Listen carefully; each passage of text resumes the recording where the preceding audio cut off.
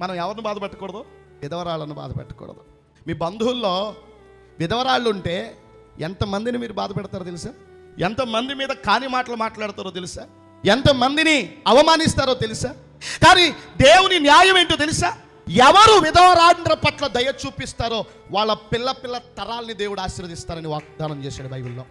విధవరాళ్ళ మీద ప్రేమ ఉండాలి, విధవరాళ్లను ఆదరించాలి, విధవరాళ్లకు చేయూతనివ్వాలి, విధవరాళ్లను ధైర్యపరచాలి. విధవరాళ్లకు ఏ ధైర్యాన్ని అయితే వాళ్ళు కోల్పోతారో ఆ ధైర్యానికి సంబంధించినటువంటి బలాన్ని ఇచ్చే వ్యక్తులంగా మనం ఉండాలి. కానీ విచిత్రం ఏంటో తెలుసా? సమాజంలో విధవరాళ్లను సంతోషించే స్థలాలకు పిలవరు. విధవరాళ్ళని దూరం పెట్టండి, ఆమె మొత్తైదువు కాదో, ఆమె పేరంటానికి పనికిరాదో, వెళ్ళి ఒక జుగుప్సాకరమైనటువంటి కించపరిచే విధానం అన్ని విషయాల్లో. ఒక మాటలో చెప్పాలంటే, ఒక ఇల్లు కట్టుకుంటే ఏమండి విధవరాల్ని పిలిచి ఆ ఇంట్లో అడుగు పెట్టించుకుంటారా? అలా పెట్టించుకునే దమ్ము ధైర్యం ఏమండి ఈ భారతదేశంలో ఎవరికుందా? ఎవడైతే నేను ప్రకటించే దేవుణ్ణి ఆరాధిస్తాడో అలాంటి వాడుకుంటుంది విధవరాలితో గృహప్రవేశం చేయించుకునే అవకాశం. ఏమండి యేసు ప్రభువుని నమ్ముకున్నాం కానీ మనలో చాలా చేతస్థాలు మనల్ని విడవలేదు.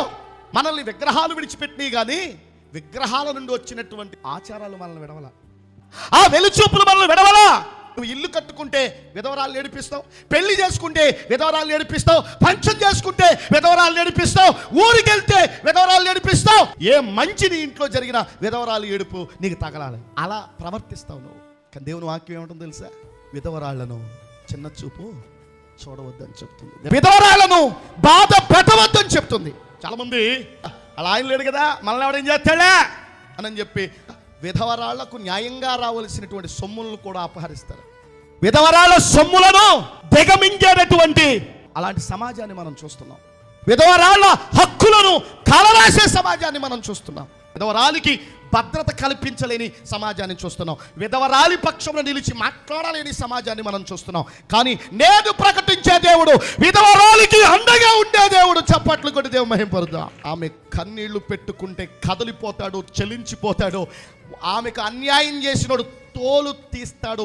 కొన్ని రోజులు ఆలస్యమైన అన్న భార్యే కదా, అన్నయ్య లేడు కదా, వదినమ్మని ఎలాగైనా మోసం చేసేయచ్చు అని తమ్ముడు ధైర్యం తెచ్చుకుని అన్నకు చెందవలసినటువంటి వాటిని తమ్ముడు దిగమింగేసేటటువంటి మనుషులున్న సమాజంలో మనం ఉన్నాం.